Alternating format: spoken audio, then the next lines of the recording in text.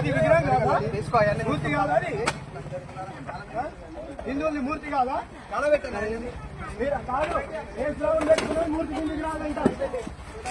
ఏ శ్లోకం మూర్తి కిందికి రాదు. శిల్వ అనేది మూర్తి కిందికి రాదా? మీకు ఎన్ని విగ్రహాలు బయట విచారాన్ని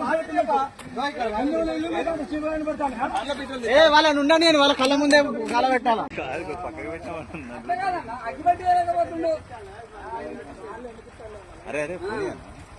వెళ్ళిపోండి వాళ్ళని ఏమనద్దు మీరు. మనం వాళ్ళని కూడా దెంగేమన్నా కరెంట్ ఆఫీస్ ఇక్కడ ఉండద్దు.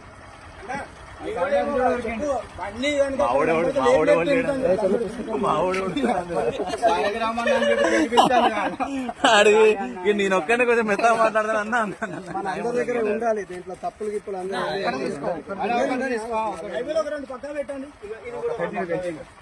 అన్న. ఇంకా దియన్నా అన్న.